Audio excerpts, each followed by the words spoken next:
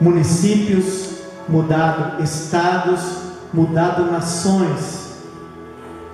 Essa é a palavra do Deus vivo, santa, e ela diz que de Jesus, da sua poderosa plenitude, todos nós que recebemos a Jesus, que recebemos Ele como Senhor das nossas vidas, recebemos a plenitude, e dele todos nós recebemos graça sobre graça.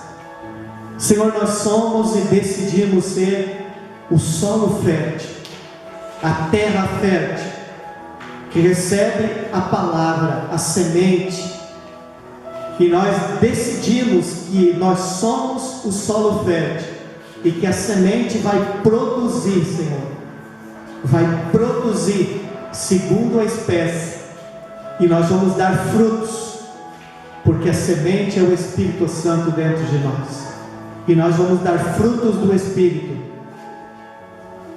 sobre as nossas vidas, sobre as pessoas que nos rodeiam, e sobre aqueles que não querem a igreja, mas vão querer o Deus que nós servimos, porque nós somos luz do mundo e sal da terra. Amém, queridos? Glória a Deus. Eu queria mandar um beijão do tamanho do Rio Grande para os meus primos que moram lá em Dionísio Cirqueira, lá no Paraná.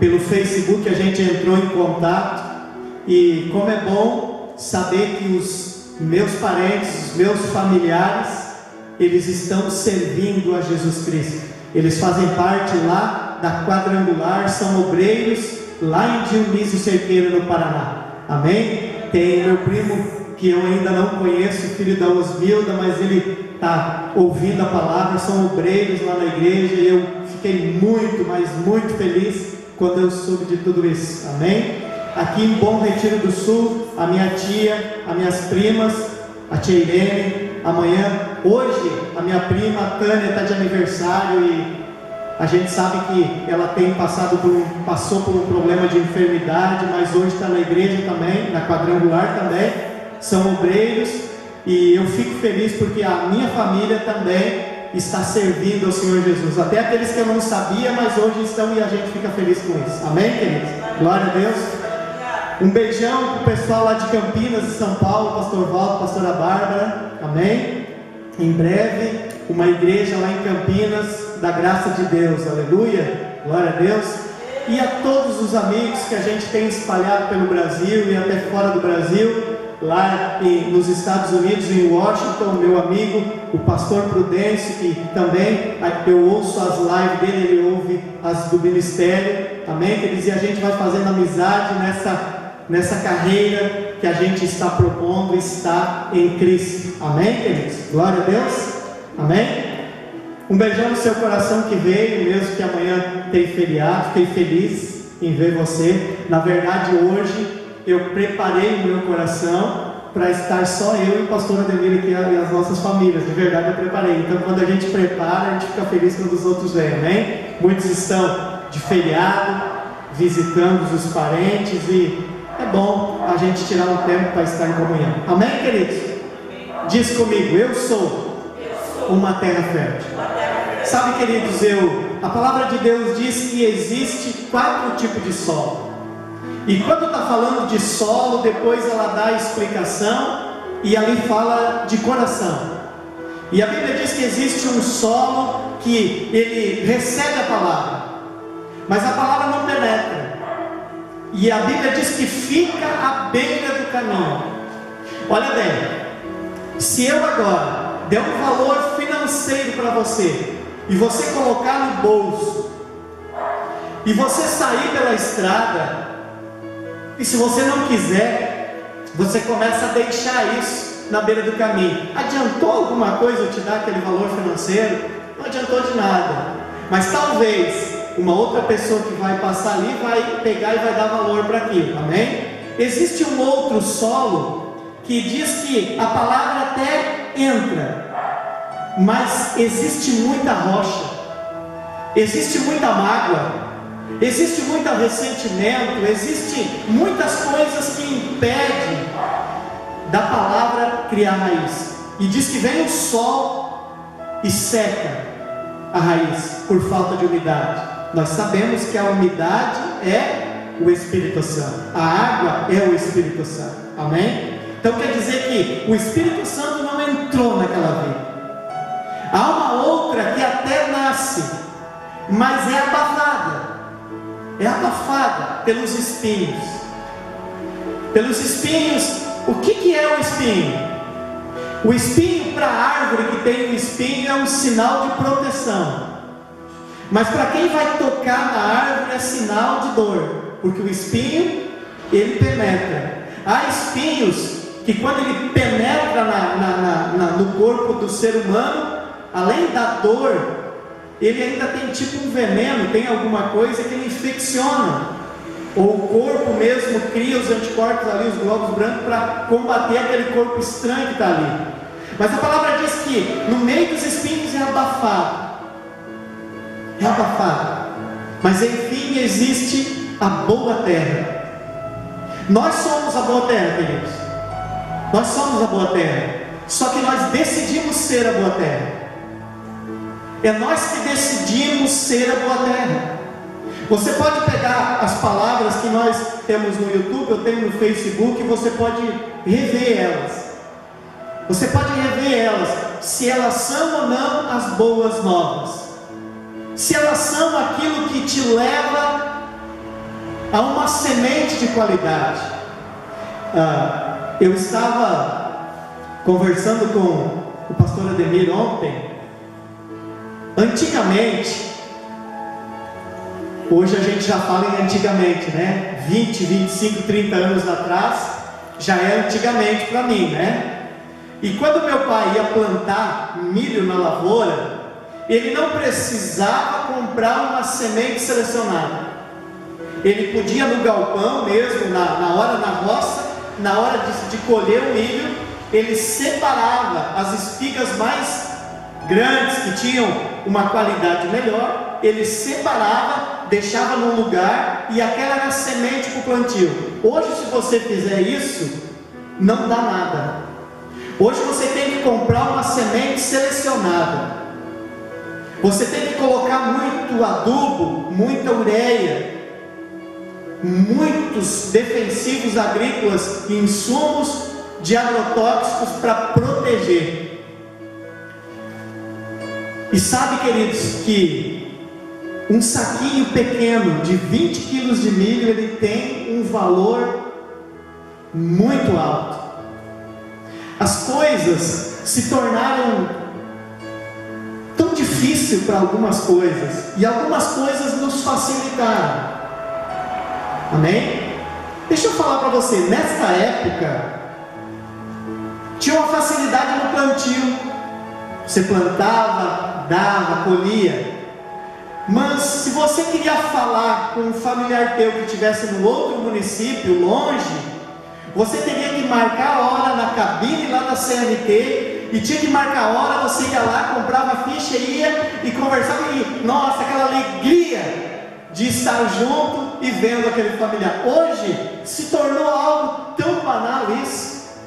Não só você liga para outro estado, para outra, até para outra nação, como você pode se ver pelo vídeo. Houve facilidades. Só que o plantio, queridos, presta atenção. O plantio vem desde que o homem saiu do Éden, há 5.000 anos atrás. Vem plantando na terra. Mas nunca as coisas se tornaram na agricultura tão difícil como nos últimos 30 anos. E se você fizer um estudo completo sobre isso, nos últimos 50 anos, a tecnologia, essa era que nós estamos vivendo, a era da informática, da internet, a época digital, isso fez um estouro tão grande no mundo, que as coisas evoluíram de uma maneira muito rápida. Coisas que demorou mais de 3.000 anos em 50 anos as coisas foi... Eu lembro que o meu pai falava quando ele era novo, não tinha televisão, mas quem tinha um rádio era uma pessoa que tinha dinheiro para ter um rádio. E as pessoas à noite, sem energia elétrica, era pilha, iam na casa para ouvir aquela caixa que trazia uma voz. Participou disso? A novela. Tinha novela no rádio. Novela no rádio. Passaram-se os anos. Eu lembro que o meu tio lá no interior, ele comprou, veio a energia elétrica. Meu Deus, que coisa, aquele quissuco colocado na geladeira, aquele negócio frio, que novidade, aquele negócio pra gente chupar aquela pedra de gelo com aquela docinha com o quissuco. Quem lembra do saquinho de quissuco? Deixava a boca toda manchada. Tempo maravilhoso. Mas queridos, o quissuco nem existe mais hoje. Hoje é o tangue, né? Já vem com suco. Pastor, o que tu está dizendo tudo isso?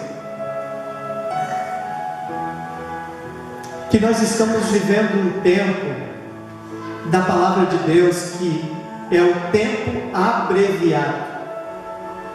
É o tempo abreviado. Querido, para. O dia hoje ele está abreviado. Faça planos de fazer o que você fazia 30 anos atrás e tenta fazer hoje. Você não consegue. Porque a Bíblia diz que se o tempo não fosse abreviado, até mesmo nós que estaríamos na fé, poderiam muito se perder. Então o tempo está abreviado. Tu levanta de manhã, tu faz uma coisa, quando tu vê, meio-dia. Hoje foi um dia. Nós almoçamos e tal, e daqui a pouco quando eu vi já era 6 horas da tarde. Foi assim, ó, rápido. As coisas estão num ritmo acelerado à volta de Jesus. Mas existe uma coisa que cresceu muito nos nossos corações. Abre lá, querido, por favor, a tua Bíblia, no livro de Mateus, o Evangelho de Mateus. Amém? No versículo 25. Mateus capítulo 6, versículo 25.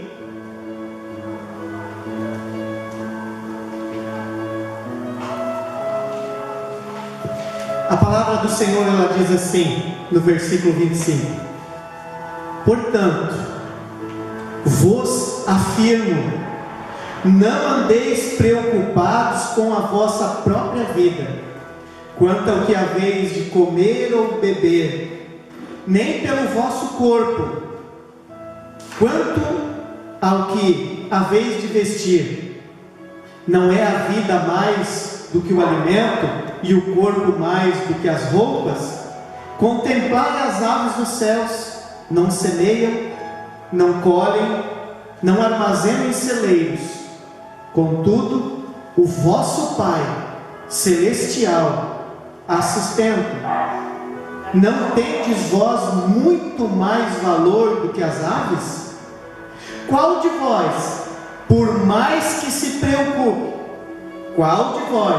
por mais que se preocupe, pode acrescentar algum tempo à jornada da sua vida? E por que andais preocupados quanto ao que haveis, quanto ao que vestir?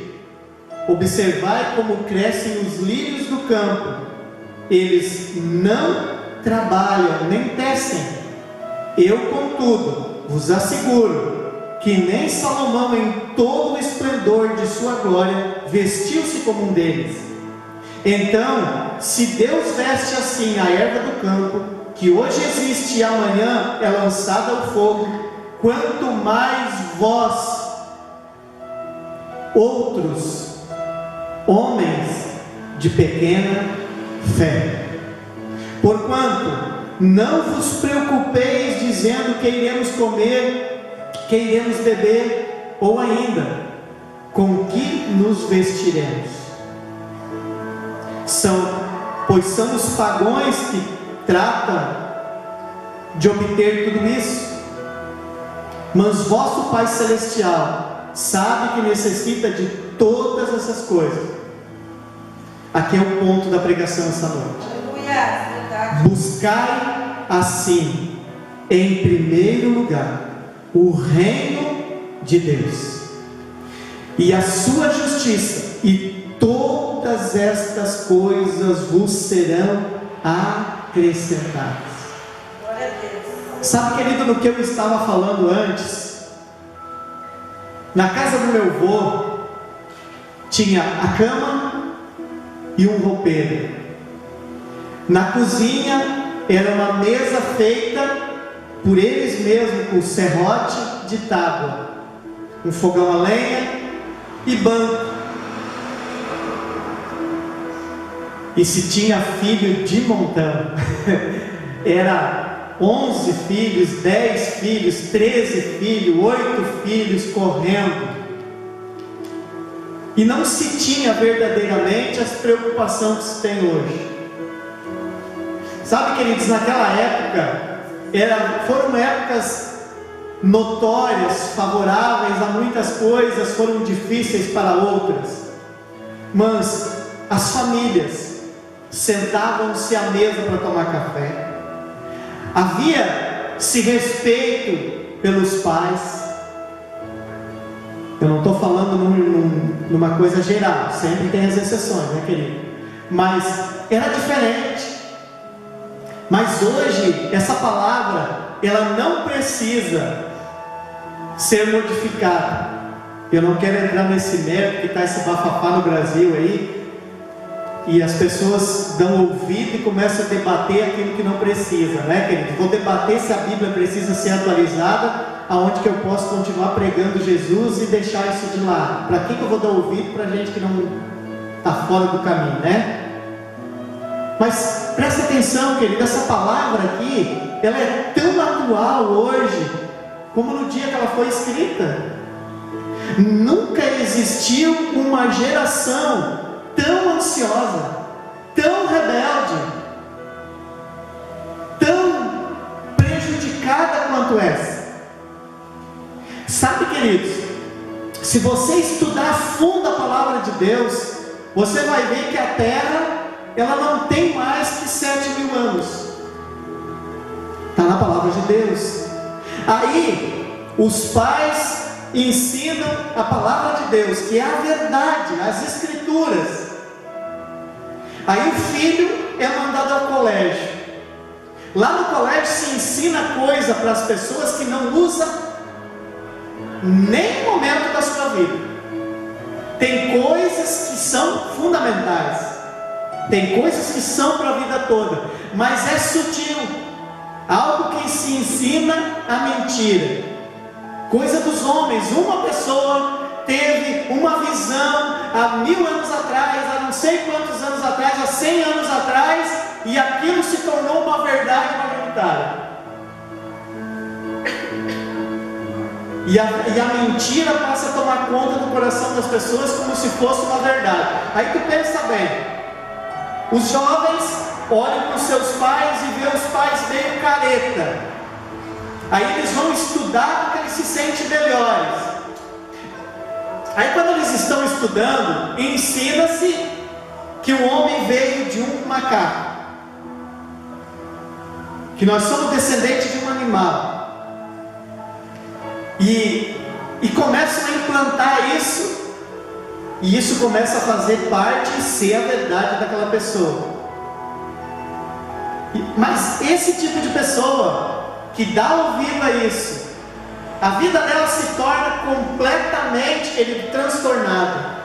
Pode ver, fica transtornada, queridos, em mentiras. Por quê? Porque existe um que é o pai da mentira, e existe um que é Deus e é nosso pai.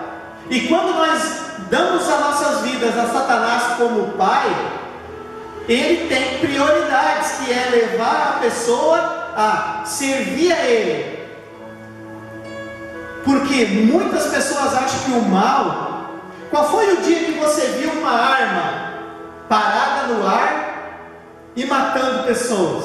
Qual foi o dia que você viu? De repente uma arma sozinha parou no ar e era um espírito do inferno que estava ali e atirou e matou um monte. Não. São pessoas que não têm Jesus, que não têm Deus, que estão com um espírito maligno sobre elas, dominando elas, e elas pegam uma arma e matam as pessoas. Como tem pessoas que têm esse espírito maligno, tem pessoas que têm Deus. Há pessoas que jamais pegaria uma arma, pegaria uma faca, ou jogaria, como a gente viu na TV, um pai que pega um filho e joga no 7º andar de um edifício. Você faria isso? Claro que não. Mas o que leva essa pessoa a fazer isso? Sabe o que, queridos? As lutas, frustração, ansiedade, momento, famílias desfeitas, separação, outra mulher que não aceita o filho da outra, e virou um caos, querido. E virou um caos. Há até religiões que dizem que creem na reencarnação, que se tu reencarnar, tu vai ser uma pessoa melhor. Está frustrada isso, porque está cada vez pior e não melhor. Pastor, aonde tu quer chegar? Exatamente nessa palavra. A ansiosidade que temos no nosso coração. Eu não vou me isentar disso não, queridos. A ansiedade é algo que nós temos que trabalhar. Hoje em dia nós estamos vivendo a era do psicólogo, do psique, estudar a natureza humana, porque tem que dominar a natureza humana, porque a natureza humana está fora de controle. Nós temos que ir lá na frente de um homem, contar a nossa vida para ele arrumar algo que está errado dentro de nós. Sabe, queridos?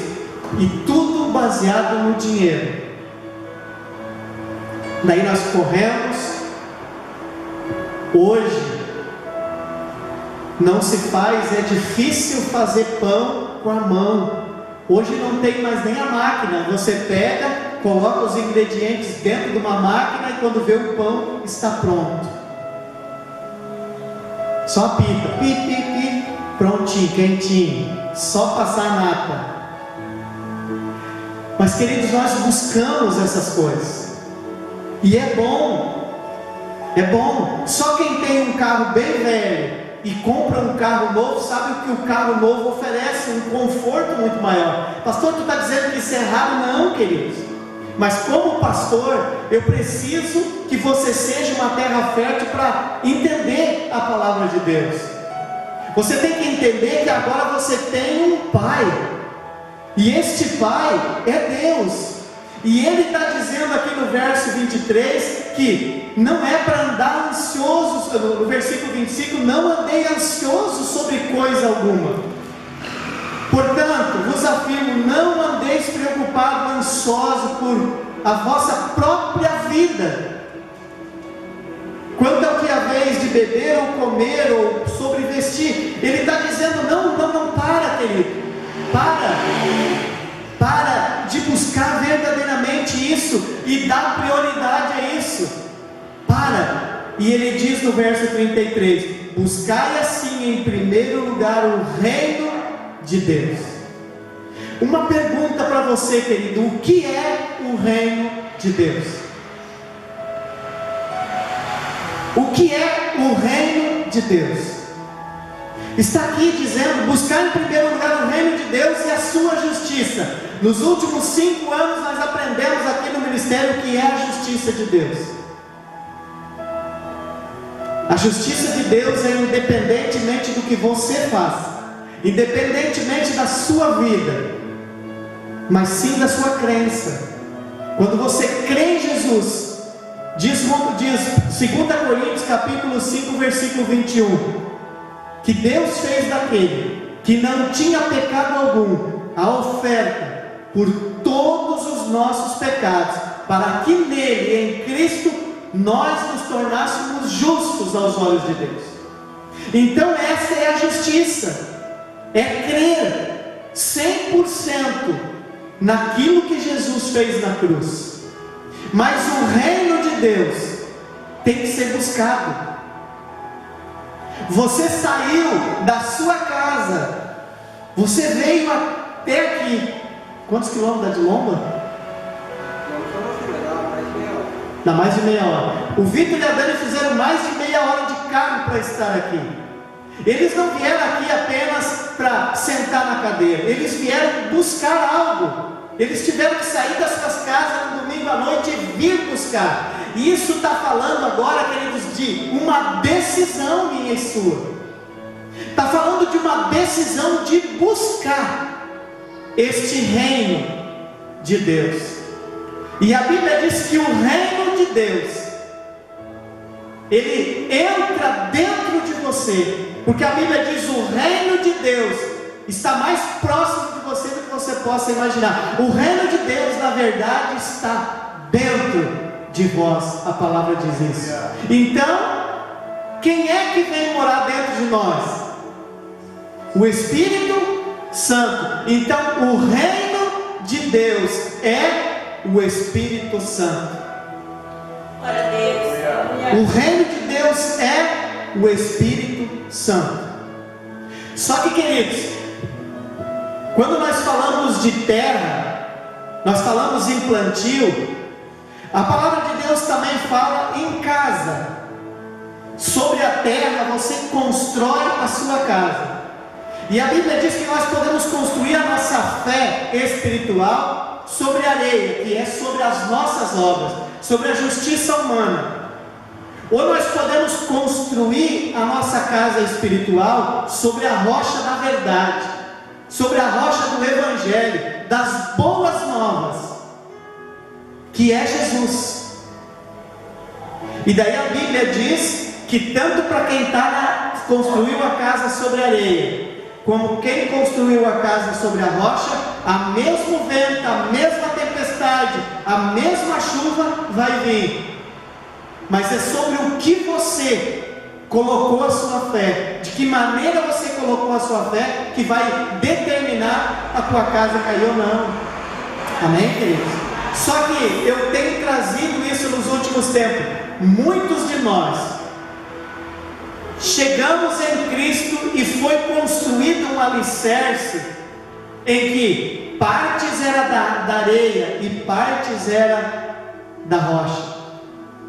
Foi misturado, e muitos de nós temos que desconstruir o alicerce antigo para estabelecer o novo. E aí, queridos, é que é o problema. Quando uma pessoa vem para a igreja e ela vem sem alicerce, tu constrói um alicerce novo. É a mesma coisa que um terreno. Tu pega um terreno que está aqui, que tem só a terra, e tu pega um que já tem um alicerce. Talvez, depende da fundação daquele alicerce, você vai ter que chamar uma retroescavadeira para tirar aquilo e emparelhar a terra, mas naquela outra já é só chegar e fazer um buraco e construir. Então, quando que se tem que tirar o alicerce? E eu quero arrancar o alicerce de muitas pessoas hoje, para se estabelecer o novo, as boas novas. Sabe, queridos, muitas pessoas acham que para orar em línguas precisa ter alguém que interprete. Ah, mas para mim orar em línguas, aí vem, queridos, o que eu estava falando desde o início. O problema é o novo. O problema é o novo nas nossas vidas. Alguém aqui teve alguma coisa que veio de novo e ela meio que disse: não, isso não é para mim? Eu, por exemplo, foi quando veio o celular. Eu dizia: isso não é para mim, eu nunca vou ter um celular. Pede para minha mulher agora qual é a coisa que ela quer que saia da minha mão. O celular não sai da minha mão. Mas eu repeli o novo, a novidade na minha vida. Sabe, queridos, mas depois que eu provei dos benefícios, eu pude falar com a minha mãe sem sair de casa e a hora que eu queria.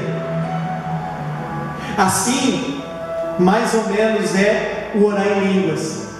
Para quem nunca provou dos benefícios, não sabe o quão importante que é nas nossas vidas o reino de Deus vivo dentro de nós. Sabe?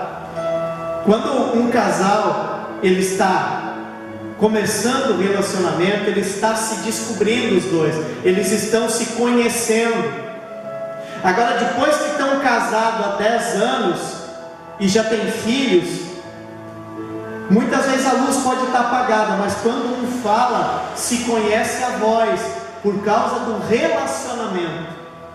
Sabe, queridos, muitas vezes eu falo com as pessoas, elas já estão há anos na igreja, mas eu digo, porque o Espírito Santo falou comigo. E elas dizem, mas como que é isso, pastor? Eu nunca ouvi o Espírito Santo, como é que isso acontece? Relacionamento. A palavra é a palavra de Deus.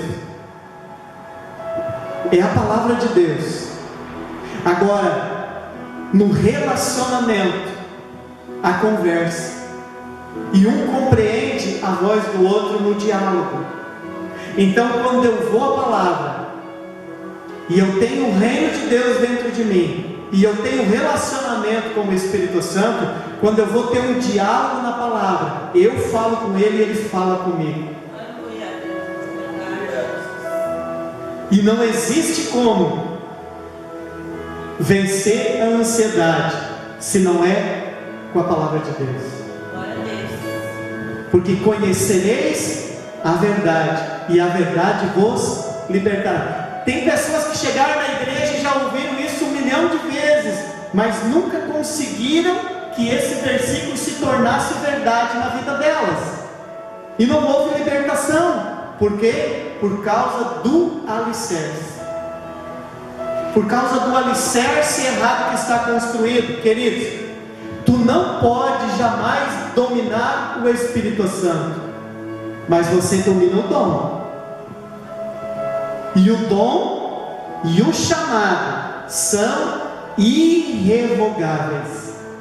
O dom e o chamado são irrevogáveis na sua vida. Só que você pode viver uma vida toda aqui na terra, cheia do reino de Deus, cheio do reino de Deus, e nunca manifestar. A mesma carga de eletricidade que está sobre aquela lâmpada, está sobre aquela que está clareando. A mesma quantidade de energia que sai lá da usina, que chega naquela lâmpada, chega naquela. Qual a diferença? Aquela ali está desligada da energia. Existe um interruptor. O interruptor é que está. Agora, se for lá e ligar o interruptor, ela vai acabar ligando. Qual é o interruptor das nossas vidas? Primeiro, aleluia, vai lá para João capítulo 1, verso 12. A palavra de Deus diz assim, mas a todos, o quanto o receberam, deu-lhes o direito de se tornarem filhos de Deus. João capítulo 1, verso 12. Queridos, presta atenção. Quando você crê, Deus te dá o direito. Deus te dá o direito de se tornar. É direito seu, é herança, é seu. É seu direito hoje tratar Deus como Pai, porque você creu. E a Bíblia diz que todo aquele que recebeu a Jesus como Senhor da sua vida, Deus te deu um direito de você se tornar filho de Deus. Entendi. Foi assim. Sabe, queridos, é um direito seu. É um direito seu adquirido por Jesus na cruz. É um direito. Só que você pode estar conectado, mas não brilhando. Você pode estar conectado, mas não ser luz do mundo e sal da terra. Aleluia. Olha bem, aqui está falando em João, está falando em receber. João capítulo 1 verso 12 diz: mas a todos quanto o receberam, deu-lhes o direito. Para toda pessoa que trabalha de carteira assinada, vai chegar um dia que tem uma lei, uma constituição no Brasil, e que diz que quando ela obtiver o tempo de trabalho e a idade, ela vai ter direito à aposentadoria. É um direito da pessoa adquirido, está na Constituição. Quando você diz que você crê em Deus, que você é filho, é direito seu ser filho de Deus. É direito seu, adquirido por Jesus na cruz. Aleluia. Agora, para que a luz se ligue, você precisa entender. Aqui está falando que não depende de você, depende de crer, porque a obra quem fez foi Jesus. E daí, por você crer, se torna o teu direito. Mas Romanos capítulo 10, vá comigo, Romanos capítulo 10,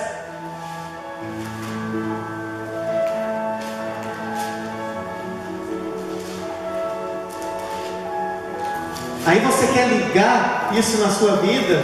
A palavra de Deus diz assim, Romanos capítulo 10, no versículo 9. O que está dizendo ali? Se com a tua boca, nota querido, que aqui está falando exatamente para você entender que agora não depende mais da cruz. Você já tem Deus como Pai. Agora aqui está falando de nós, está falando de algo que eu tenho que fazer. Se com a tua boca confessares que Jesus é Senhor, e creres em teu coração que Deus o ressuscitou dentre os mortos, será salvo. Porque com o coração se crê, para justiça.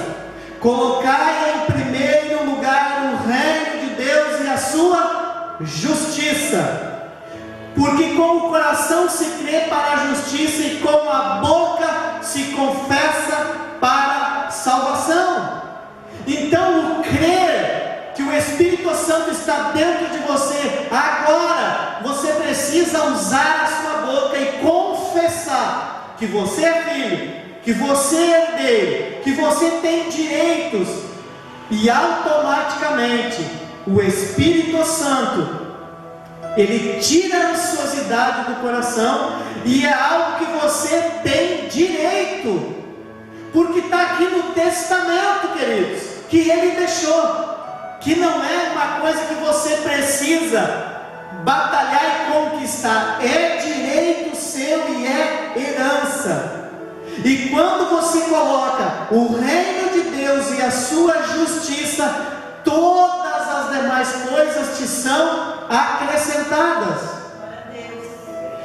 Tá, pastor, então tu está dizendo que eu não preciso trabalhar, querido? Não é isso que eu estou te dizendo. O problema é para que você está usando o seu trabalho. Você está usando o seu trabalho para ganhar dinheiro? Está errado. Deus quer que Ele que quer te dar o salário. Você está no teu trabalho como um filho de Deus anunciando a Jesus. Lá no teu trabalho é você que vai pregar o Evangelho, porque quando você creu o direito seu de ser filho, Deus diz que Ele nos deu o ministério da reconciliação. 2 Coríntios capítulo 5, versículo 18.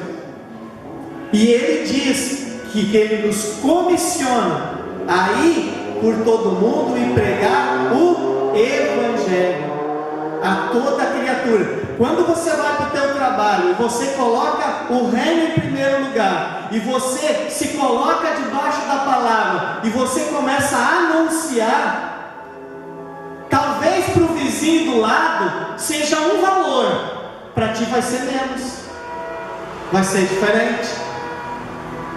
Por quê? Porque Deus, Ele prova, e a Bíblia diz que os sinais acompanharão aquele que crê.